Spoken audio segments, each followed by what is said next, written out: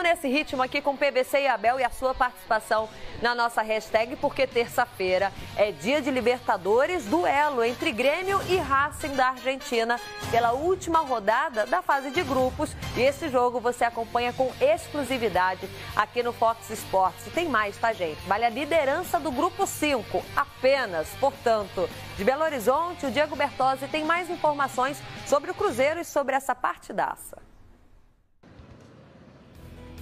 Nem imagem do aquecimento dos jogadores Mano Menezes permitiu. O jogo desta vez é de brasileiros contra argentinos. Dos times que o Cruzeiro enfrentou até aqui na Libertadores, o Racing é o mais difícil. Nesta terça-feira no Mineirão está em disputa a liderança do grupo 5 diante dos hermanos.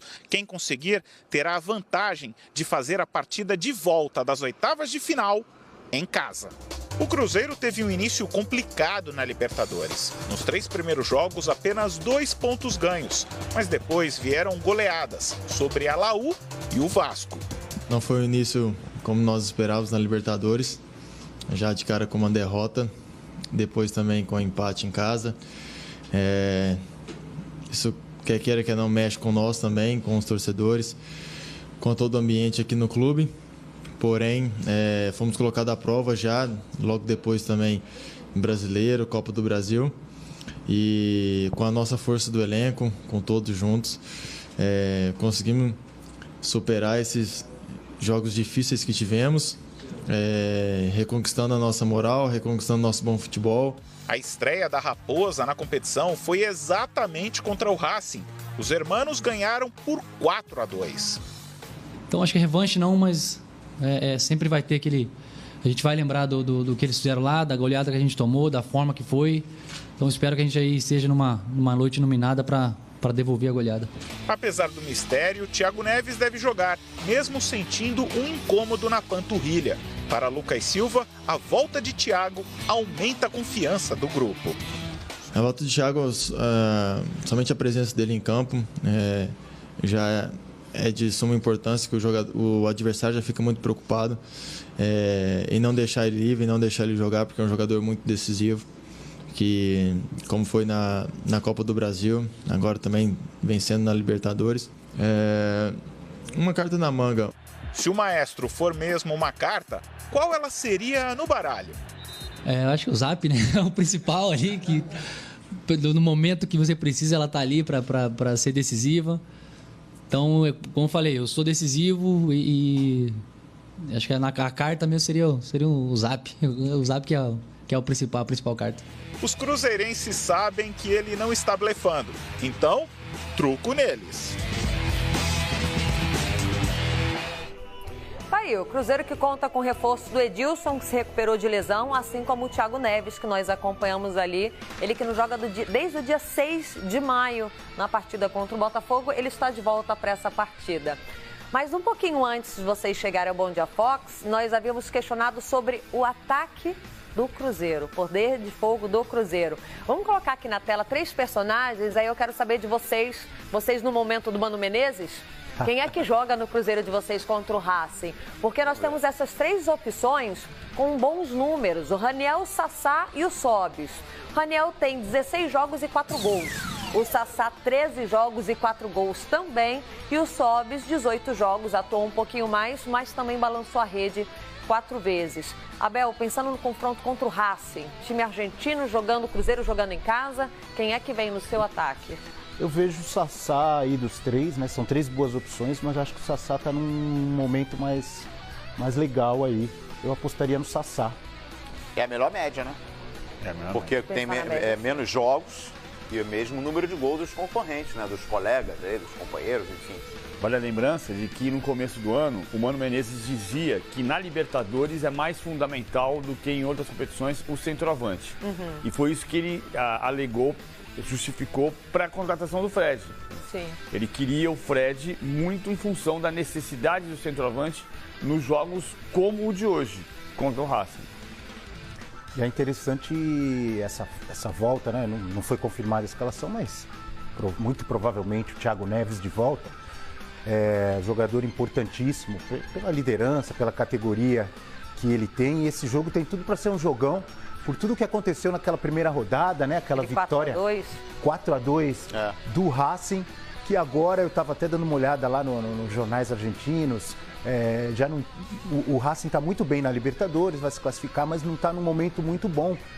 Vem de 2 derrotas, poderia ter garantido a classificação já para a Libertadores do ano que vem, perdeu no Campeonato Argentino e também na Copa da Argentina, para o Colón e para o Sarmiento, sem contar aí a frustração, né, do Lautaro Martínez e também do Centurión, ex-jogador do São Paulo, os dois que estavam na lista de 35 lá jogadores e ficaram de fora da lista final aí do Sampaoli para essa Copa do Mundo da Rússia. Vamos ver como é que eles vão absorver isso aí. Se eles vão querer descontar tudo no Cruzeiro hoje à noite, né?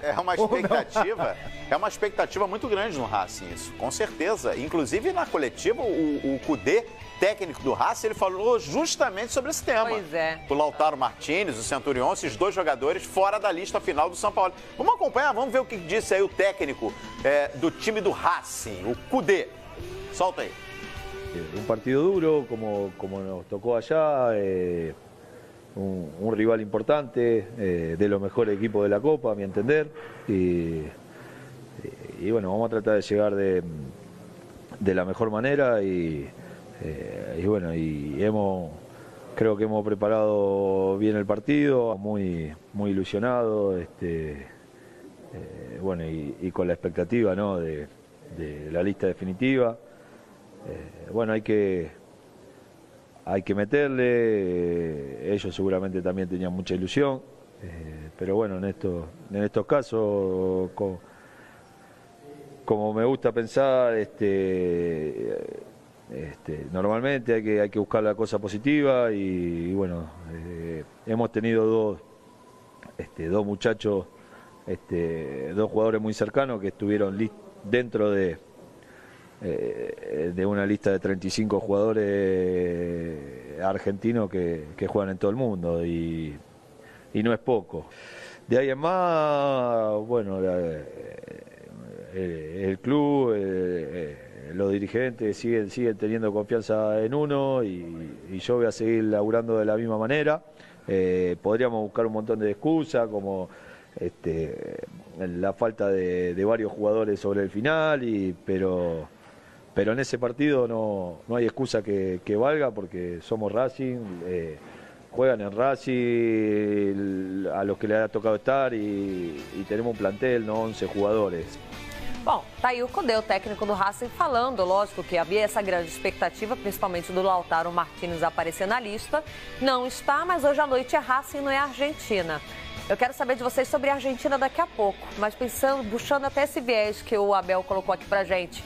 O Racing, quanto pode afetar o Racing, já que o Lautaro teve por tantas partidas, o Sampaoli acompanhando ele de perto, dentro do estádio, e na hora do vamos ver, Lautaro está fora da Copa. Eu não acho que vai. Ele pode motivar ao contrário. Ele precisa continuar trabalhando no mesmo caminho para brigar por vagas nas próximas edições. Até porque tem um detalhe. Quem que garante que não vai ter uma lesão do Pavon e entra o Lautaro Martínez? O mesmo Centurión. O Centurión fez uma boa temporada pelo Racing. Esse time do Racing tem um perigo muito grande, que é a capacidade de movimentação dos 3 homens à frente. Centurión, Lautaro Martínez e o Lisandro Lopes, que se misturam muito, trocam muito de posição. Ainda tinha o Zaratio, que hoje não deve começar jogando, que também faz parte dessa movimentação. E nessa troca de posições no ataque, se o Cruzeiro não cuidar, o Racing pode vencer a partida mesmo fora de casa. Ainda que venha nesse momento ruim que o Abel destacou e ainda que não tenha vencido na Libertadores como visitante. Né? São 2 empates por 1-1 em São Januário com o Vasco e em Santiago com a Universidade do Chile. Um dos melhores times que eu vi, desculpa, Calheiros. Não, fala aí. Na minha opinião, assim, em termos de futebol, bem jogado, dos melhores times que eu já vi aí nessa Libertadores 2018, esse time do Racing. Do Racing, né? É muito legal de ver jogar. Então essa partida contra o Cruzeiro, por isso que eu disse, tem tudo para ser um jogão de bola, porque o Cruzeiro também muito curioso, manteve o Mano Menezes, se reforçou para a temporada, quer dizer, chegou como um dos times brasileiros favoritos, começou muito mal a Libertadores, né? Além daquela derrota, depois teve o empate em casa, né? com a Universidade de Chile, se eu não me engano. Foi. Foi isso? Começou depois mal. empate com o Vasco. Empate com o Vasco. Aí o empate lá em Santiago. Fora de casa. É. Então, nos 3 primeiros jogos fez 2 pontos, mas aí depois, quando deslanchou também, 2 goleadas. Eu tava até então, falando. agora é o Cruzeiro que o torcedor do Cruzeiro esperava e que quem gosta de futebol, quem acompanha, também esperava. Todo mundo esperava o Cruzeiro assim, jogando dessa forma, né? E a história do último título. O Cruzeiro é o único time da história da Libertadores que perdeu as 3 primeiras rodadas e foi campeão da Libertadores. Isso em 97. A diferença é que daquela vez o terceiro colocado se classificava. O Cruzeiro se classificou em segundo daquela vez, mas com a garantia de estava em 4º lugar, precisava ultrapassar só um concorrente e dava mais tranquilidade.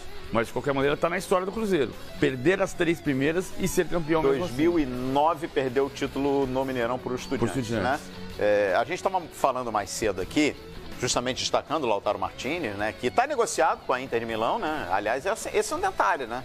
O Racing provavelmente, no segundo semestre, na sequência da Libertadores, não terá o seu principal jogador.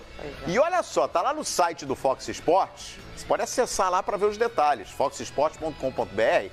Lívia, esse detalhe que a gente falou, do valor que o Lautaro foi negociado, fazendo um comparativo com o elenco do Cruzeiro, né? É o jogador mais caro da atual Libertadores, né? O atacante Lautaro Martinez vale quase que o time titular do Cruzeiro por inteiro, Calheiros. Já negociado com a Inter, como você bem disse, o jogador está valendo 109 milhões. A notícia está lá no site foxsports.com.br e aí a gente tem a lista e os valores dos atletas do Cruzeiro para a gente fazer uma comparação com o Lautaro Martinez. O Fábio, que está no Cruzeiro uma vida inteira, está valendo ali 4,3 milhões de reais, o Lautaro está valendo 109. Bom, e aí a gente segue com a lista ali, o Arrascaeta, olha, 32,3 milhões, o Thiago Neves, 17 milhões. Mas, PVC, quanto isso pode pesar para um menino novo que veio fazendo uma ótima campanha, fica fora da Copa do Mundo, chega valendo peso de ouro em um time que tem muita tradição, que é a Inter? A gente normalmente faz a conta ao contrário no futebol brasileiro, né? Nos últimos 5 anos, como o Brasil ganhou 2 Libertadores das últimas 5, e aí você diz, é um absurdo que o Brasil tem muito mais investimento e não consegue ganhar títulos de Libertadores no ano que o São Lourenço e Nacional fizeram a final em 2014, que River e Tigres fizeram em 2015, que Atlético Nacional e Del Valle fizeram em 2016. A gente aprendeu desse jeito que não é a grana, que não é o investimento, é a montagem do time. O Cruzeiro está crescendo, está se fortalecendo como equipe. Não vai ser um time nunca tão insinuante como é o Racing, é um time mais pragmático. Mas a questão do Cruzeiro não é quanto vale para o Lautaro, quanto vale o Lautaro em comparação com o time. É quanto o Cruzeiro pode funcionar como equipe. O Lautaro, o processo de maturidade dele vai passar por isso. Ele é uma revelação, foi vendido ao preço alto, o mais caro da história do futebol argentino. Mas é parte da maturidade dele. 5 milhões de euros, se eu não me engano, não é isso? Isso aí. Para Inter de Milão. 109 milhões de reais. Eu não É coloco muito dinheiro, hein? esse valor nem para esse jogo, né, Abel? Mas sim para a carreira dele. O menino novo que apontou como um dos melhores, ficou fora da lista, mas já vai com esse peso de 109 milhões e vai para a Internacional. Tá aqui, ó, o Lautaro Martinez, que é a principal ameaça hoje para o Cruzeiro. O Racing, que se ficar com empate, fica bem em primeiro lugar. São 27 jogos na temporada, 18 gols marcados, sendo artilheiro do Racing, com 4 assistências. Participou aí de 43% dos gols do Racing na temporada, ou seja, quase metade dos gols do Racing passa por ele, Abel. É uma polêmica muito grande lá na Argentina, o Lautaro Martinez, muitos torcedores argentinos queriam o Lautaro Martinez na seleção argentina, como vocês destacaram, o São Paulo foi assistir vários jogos. Enfim, uma frustração muito grande para ele, mas é uma grande revelação. Tem tudo para continuar com bom futebol aí no Racing. O Cruzeiro vai ter que jogar muita bola, eu acho, para ganhar do Racing hoje. Os times argentinos, normalmente, eu sempre falo isso, né?